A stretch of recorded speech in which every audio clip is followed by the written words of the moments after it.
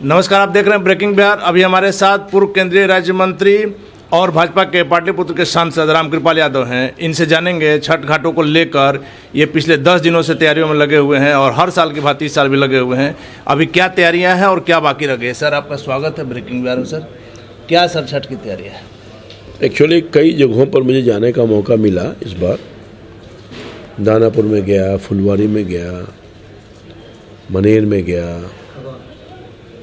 और हर क्षेत्र में, खगौल में गया और हर क्षेत्र जो हर साल जाते हैं इस बार भी गए, देखा।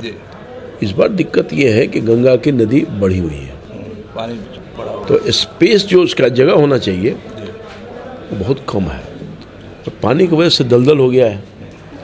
तो कई घाट जहाँ छठवर्ती जा ही नहीं सकते। वैसे सीएम साहब का भी 2 बार विजिट हुआ है, हमारे डीएम का भी विजिट हुआ है, तो उनके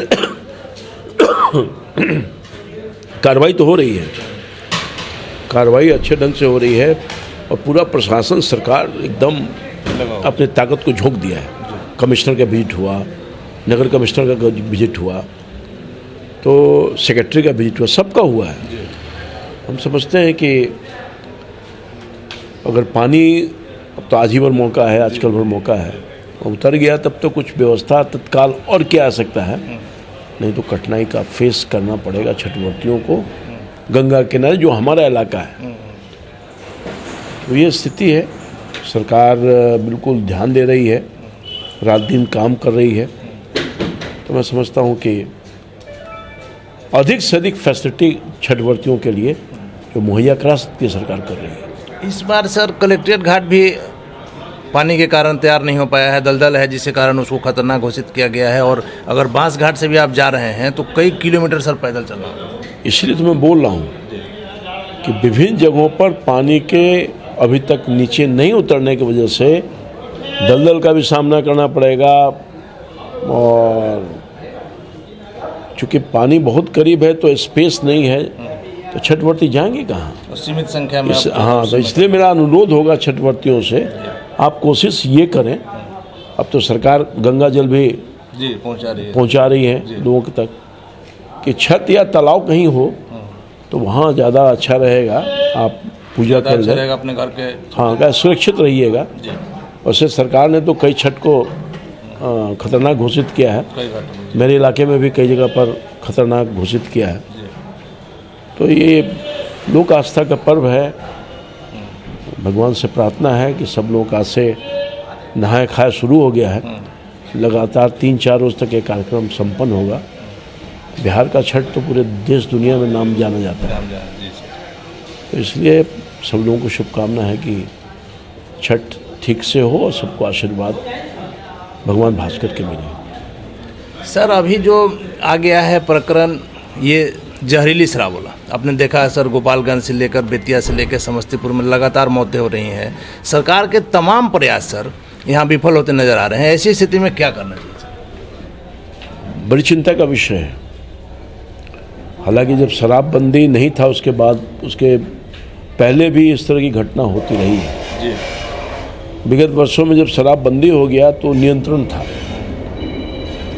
शराब, जहरीली शराब से लोग नहीं मरते थे, मगर इधर निश्चित तौर पर कुछ घटनाएं घट गई है जिसके वजह से लोग चिंता कर रहा है।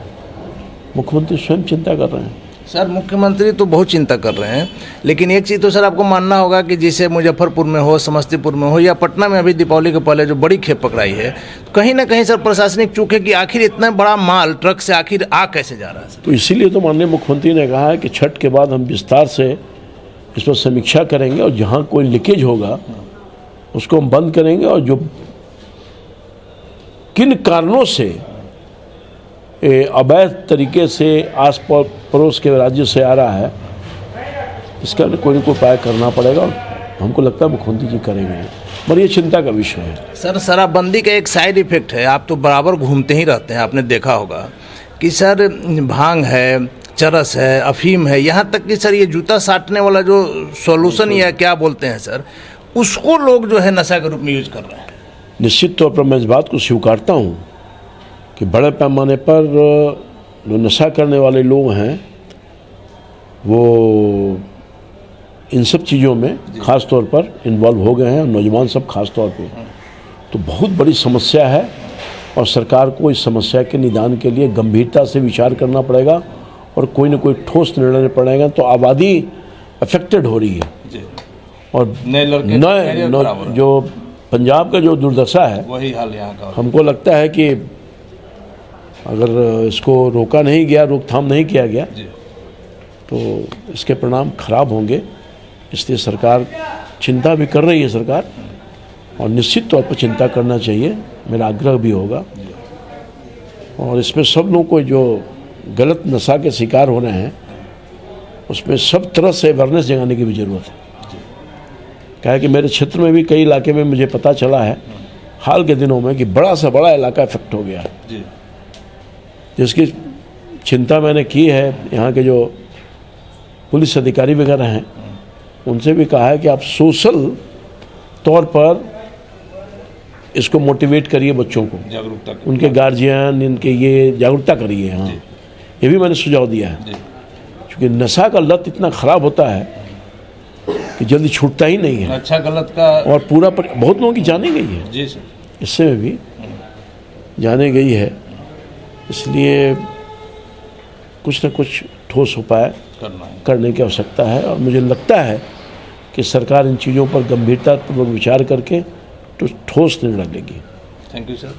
तो ये थे हमारे साथ पूर्व केंद्रीय राज्य मंत्री रामकृपाल यादव जी। आपने स्पष्ट शब्दों में सुना, नशा को लेकर भी इन्होंने अपनी चिंता जाहिर की और छठ को लेकर इनका आग्रह है कि आप कोशिश करें कि यदि संभव हो तो अपने घर के आसपास या घर की छतों पर ही मनाएं, तो ये ज़्यादा सेफ्टी रहेगा। आप देख रहे हैं ब्रेकिंग बिहार, खबरों का सिलसिला जारी है, आप बने रहें ब्रेकिंग बिहार के साथ।